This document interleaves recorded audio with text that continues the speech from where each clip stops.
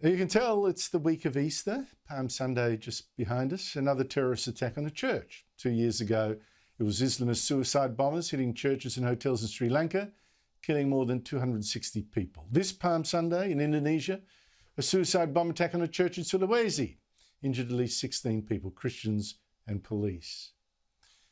Meanwhile, in Britain, a teacher at a school in Yorkshire teaching religious studies showed his students a cartoon of the Islamic prophet Muhammad, which is the kind of thing, blasphemy, that got a French teacher beheaded last year when he tried to teach his students about free speech.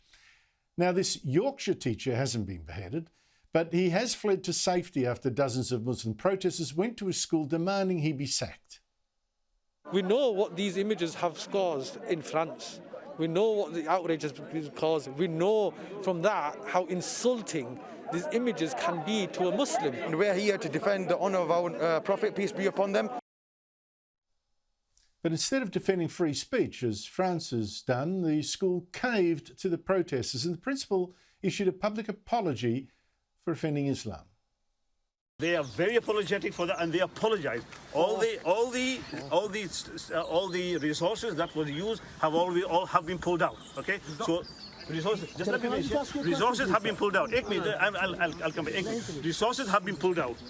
The teacher has been suspended. We're going to work with the school to make sure in future things like that don't happen. The school unequivocally apologises for using a totally inappropriate image in a recent religious studies lesson.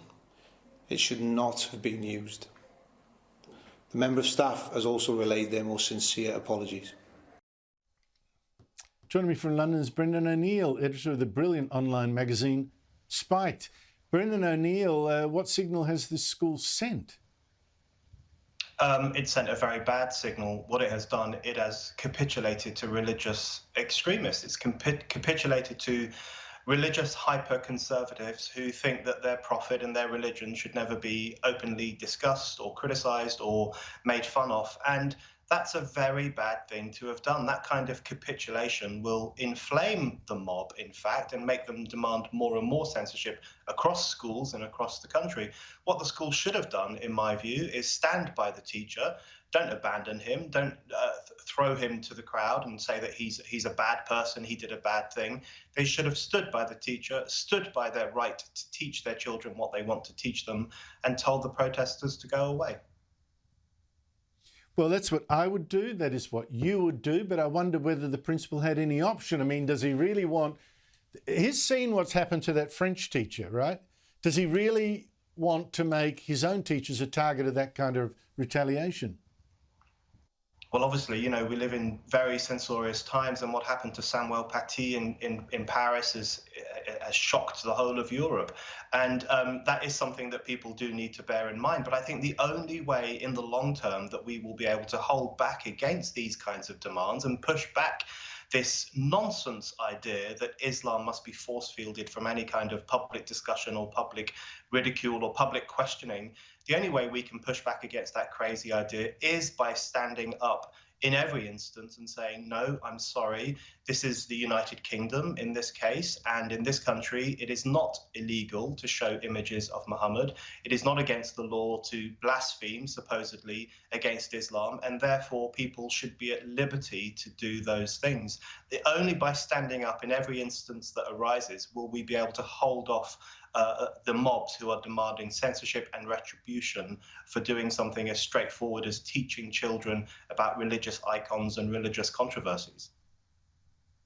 Well, that was the teacher's reaction, or the principal's reaction. What has the Boris Johnson government said, the Conservative government?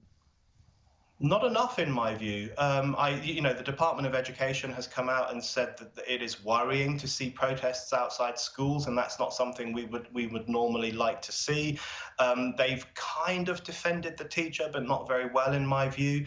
So they haven't come out and said this is outrageous behaviour on the part of the protesters, and we must defend the right of school teachers, good school teachers, to have open, honest discussion with their mature pupils, which is what happened in this case.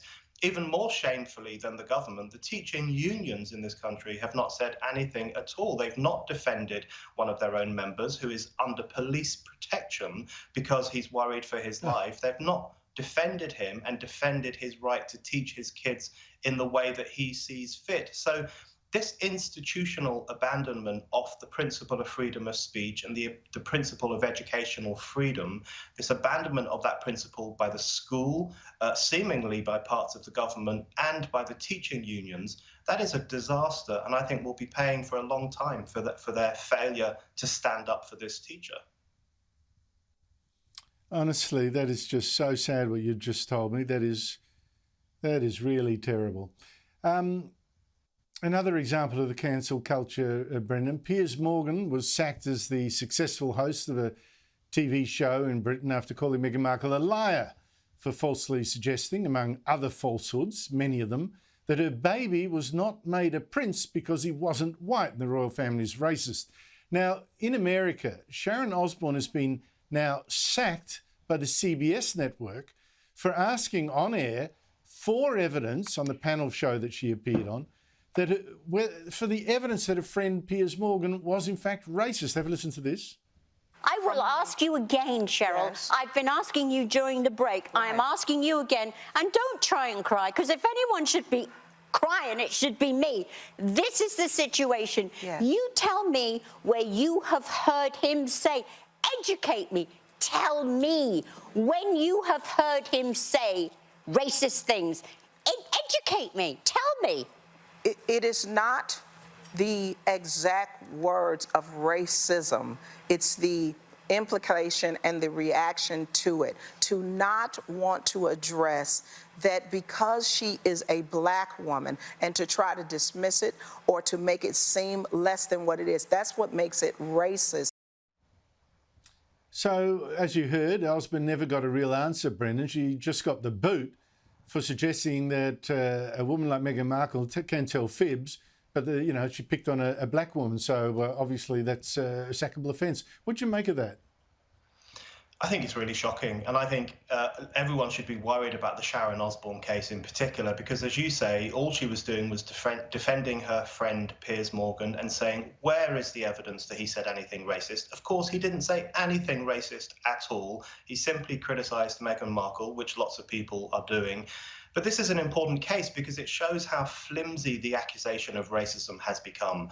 Everyone can be called racist now, even if they don't have a racist bone in their body. They can be chased out of public life. They can be sacked from their jobs.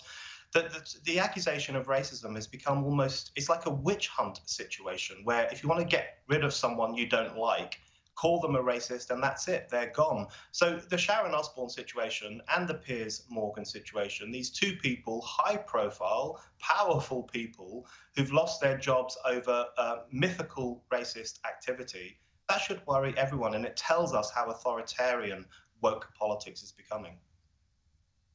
Yeah, and that's for criticising a woman who is, in my mind, notorious for not telling the truth. I mean, it's incredible. How can you call out someone like that anymore? Oh, for heaven's sake. Brendan O'Neill, thanks for your time. Thanks, Andrew.